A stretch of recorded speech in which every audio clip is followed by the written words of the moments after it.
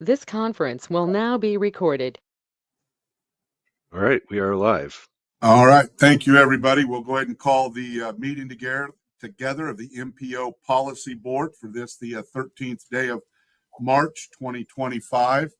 And the first item on the agenda is the approval of the minutes from the previous meeting. Those have been communicated to you in your packet, and I would entertain a motion for approval.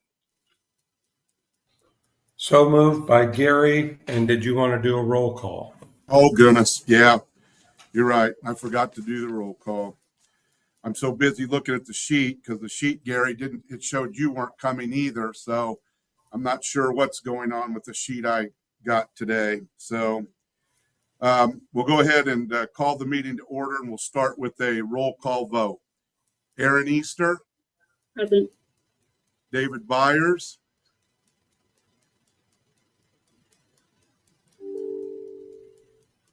Shows Dave is supposed to be here. Dave, are you on? Let me check the people.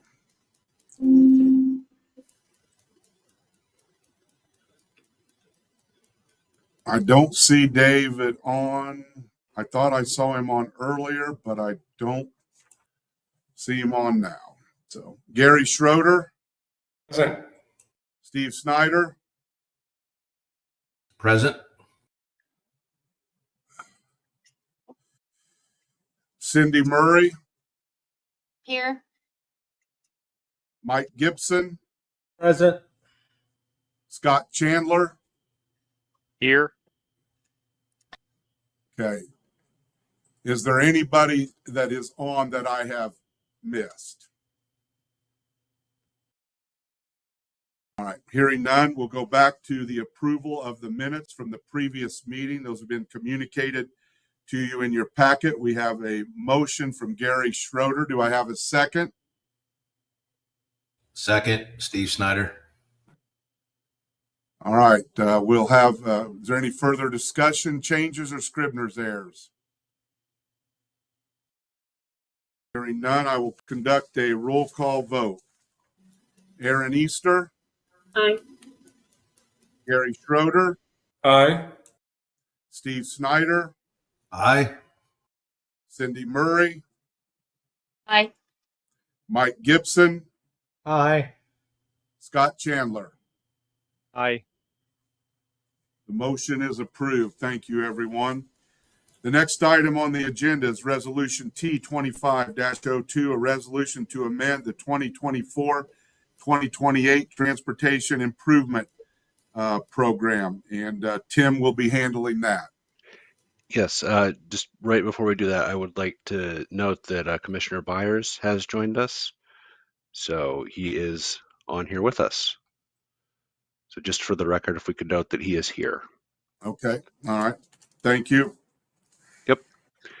Okay, so we'll go ahead and get started with this first resolution here, this TIP amendment. So this is a request from NDOT to program 3 projects.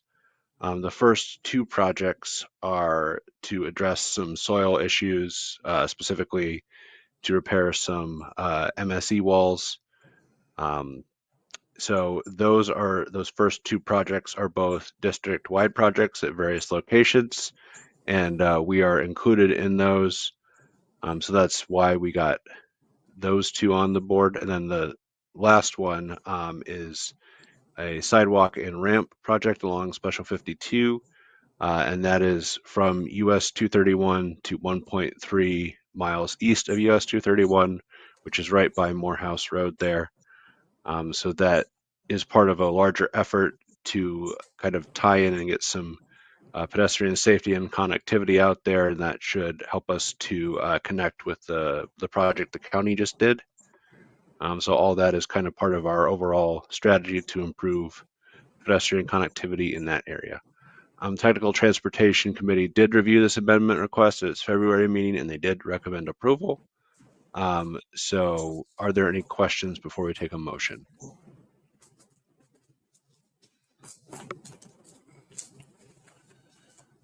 All right. Thank you, Tim. Not seeing or hearing any questions, I will conduct a Roll call vote on resolution T 25-02. Aaron Easter, Aye. David Byers,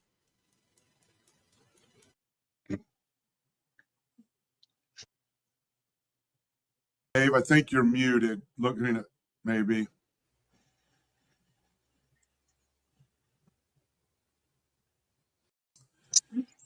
Okay, Gary Schroeder, Aye. Steve Snyder, Aye. Cindy Murray, Aye.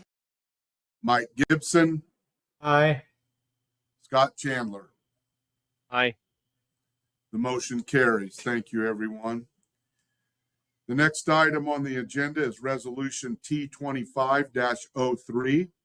It is a resolution to amend the 2024-2028 Transportation Improvement Program, and Tim will be handling that one also. Yes, so this is for something that's kind of in a much earlier phase. This is more of a planning study as opposed to a project at this point. So as many of you know, for a long time in our metropolitan transportation plans, we have shown a connection from Interstate 65 to the location where US 231 currently ends. So we would like to kind of start the process of hopefully looking at the feasibility of that by putting together a study. And in order to do that, we have some residual funds that we got because of some favorable bids from the Morehouse Road Phase 2 project. Now, one thing about that, however, is that those funds were fiscal year 2025 funds, and we aren't going to be able to obligate them in fiscal year 2025. So we reached out to NDOT to do kind of a funding trade so we could get some funds in fiscal year 2026 when we will have enough time to kind of go through the process, select a consultant to do this study, get a project or get a contract signed, get all those things done that we can't quite get done in 25 and 26. So we are going to look at that. We have that trade in order. So that's what this amendment does, is it formalizes that trade. And we only have the federal funding identified for that study. We will have to work through some details about getting a local match for the 20%. That hasn't quite been formalized yet, but we do need to do this federal funding trade. And the Technical Transportation Committee did review that request at its February meeting, and they did recommend approval of the federal funding trade specifically. Are there any questions about that? Anyone have a question? Tim, the only question I had, and it's not really relevant to this necessarily, do you know how far that is, that connection would be from where 231 dead ends right now to get to 65? That's a great question, Mayor. It does depend on exactly what route it would take. So there's a possibility of, being about, I think it's 8 or so miles.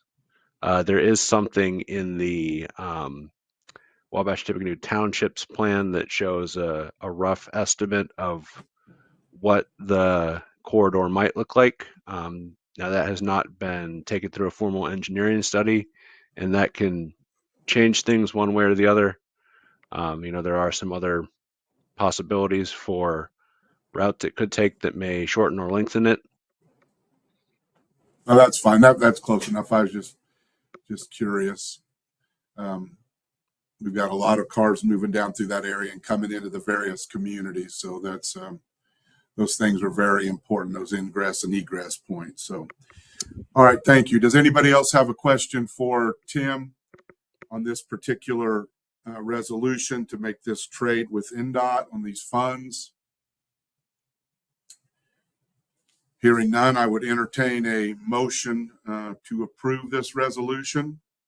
So moved. Second.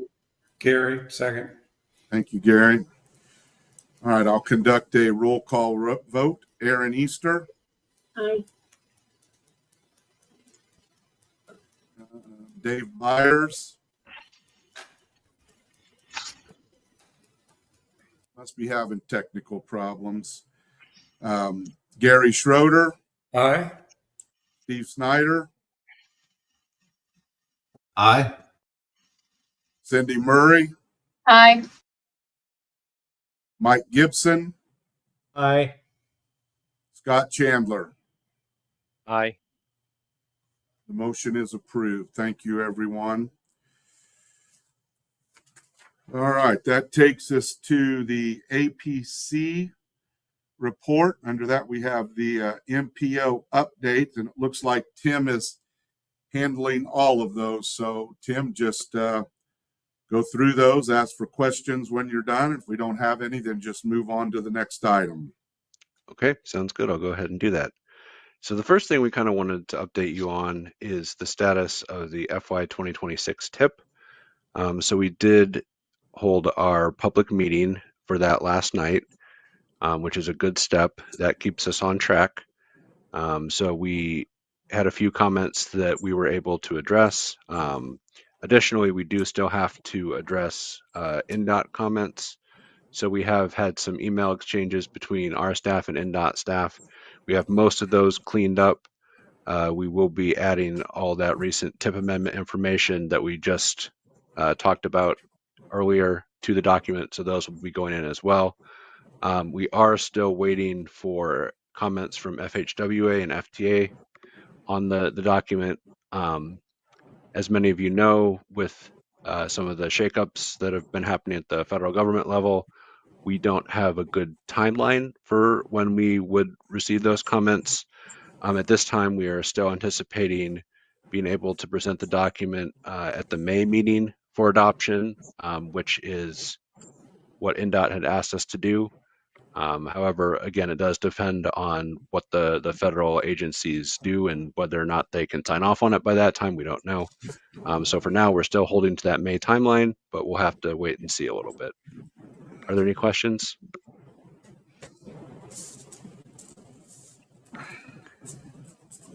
Okay, I'm not hearing any, so I'll go ahead and move on to the next item, which is the Transportation Study Committee.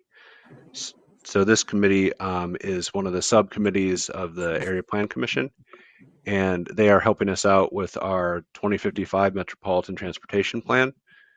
Specifically, they're helping us to look at some of the kind of high-level goals, objectives, and performance measures that we'd like to see to kind of look at where we're going to be as a community in the future and what we would kind of like the community to look like. This is something that is a required part of that document. So we're very happy to have their help. We've had one meeting already where we got some feedback from them about what sorts of things we might like to include in that plan as goals. So our next steps are to kind of finalize that. Based on what the committee told us at the meeting, we kind of circulated some stuff around to our staff, and we put together what we think is a pretty good draft version of those goals. So we'll have to meet again to kind of finalize those. And then after that, once those have been finalized, we will roll out a public survey to kind of get some prioritization of which of those goals the public might think is most important, which is a similar process to what we followed 5 years ago when we did the 2050 MTP. So we're on track with that as well. Any questions?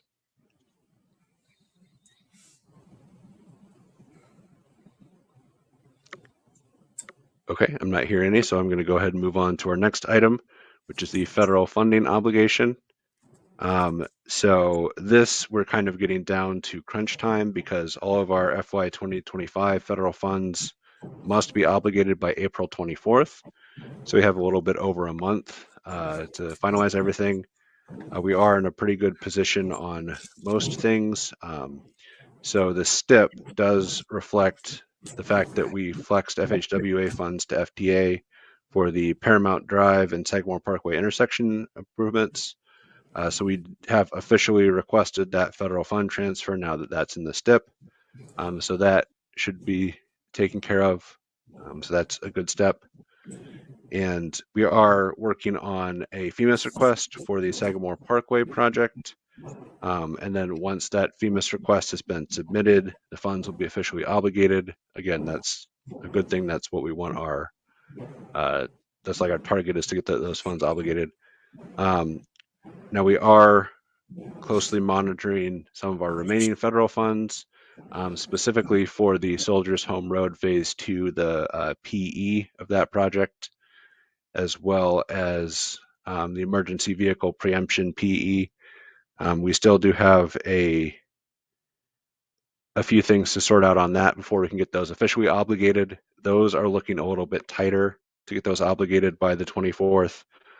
So what our staff has done is we have started working on a plan B of sorts, to kind of trade some funding with NDOT, so that in case we have to slide those back a fiscal year to fiscal year 26, we won't lose those funds. We'll just kind of push them back. So we are working on contingency plans in case those two projects don't get their contracts and the PE stuff all approved. So any questions about that?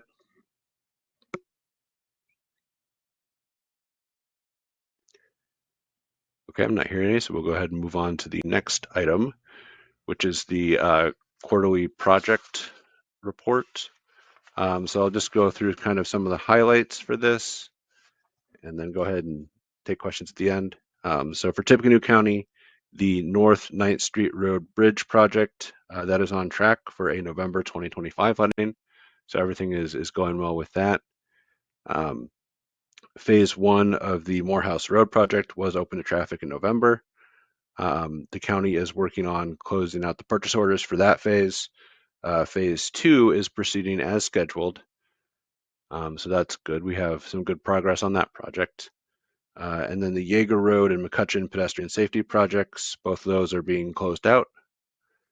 So those may not be appearing in very many more of these summary reports, which is good. So kind of overall, I think the county is in a pretty good place. Their projects are moving along and they're closing out. Most of the projects that have been finalized that have kind of just had completed construction, but have been waiting for the just final paperwork to be finished.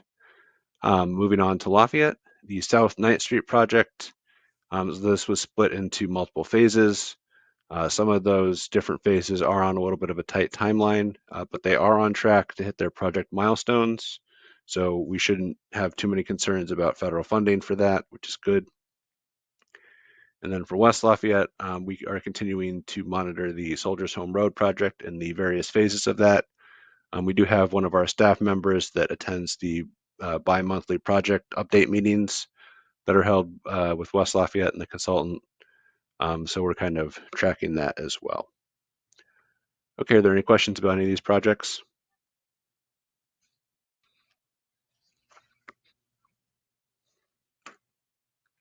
Okay, I'm not hearing any, so we'll go ahead and move on to the 18-month letting list, and we will start with the bid letting results. So there were two projects on the February 12th bid letting. One was on US 52, a bridge deck overlay that had two bids, and the low bid was under the engineer's estimates that was awarded to Superior Construction. And then the second one is a bridge thin deck overlay on State Road 25. Again, two bids, and the low bid was under the engineer's estimate. So that one was also awarded. So that's always good news. We always like to see some of the projects get awarded. Additionally, we do have several new projects on the list. So that's pretty exciting. So starting with project 15 that just appeared on the list. This is in January 2026 on I-65, a pavement patching project. Then project 16, this is some traffic signals, various locations. So this is the signalized intersection project in West Lafayette. So that's just appearing on the project list. Project number 19, traffic signal modernization project on State Road 26. So that is going to be in July of 2026. And then another project on the same date, but on US 52, again, traffic signal modernization. And then project 21, same thing, US 52, traffic signal modernization. Project 22, traffic signal modernization. And then they're all at different locations. So we have a lot of things in the pipeline. That's pretty exciting. So we're happy about that. One other thing I would like to point out is that projects 12 through 14, Those are the 9th Street projects that I referenced earlier, and we're also going to be hopefully seeing something happen in January of 2026 for those as well. So January of 2026 is going to be pretty busy for our community, but busy in a good way. I would like to go ahead and give Scott from NDOT a chance to comment on any of these if he would like to before I take any questions. Tim, I don't have anything to add. I have a couple of maybe small details with Project 16 about there's a phase 1 and a phase 2 with the DES numbers, making sure we have them in the right order. I'll email that to you and Doug. But they're just small details. Everything you're talking about is accurate. Right, yes. The phase 2 was because we had originally planned for Lafayette to go first for that project. That's the switch. But then sure. we switched them, yeah. So yep, gotcha. Okay, so yeah, all that is good. A little bit off the subject, but I will say that our recent letting has also come back favorable. So I say that just because it appears that our bids and awarding have been more successful. So the bid pricing seems to be coming down and stabilizing, and that's good for everybody. Okay, that's great. Probably the best news we've heard all meeting. Okay, any other questions from anybody else?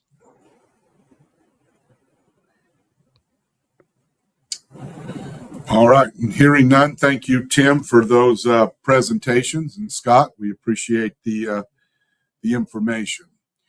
Is there any other business to come before the board today?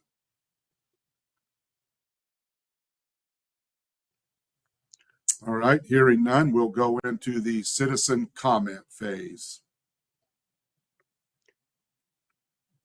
Okay, we'll go ahead and get the timer started here. So we'll let you know once 1 minute has passed if we have any questions or any comments. We currently don't. So our 1 minute timer has started. Thank you.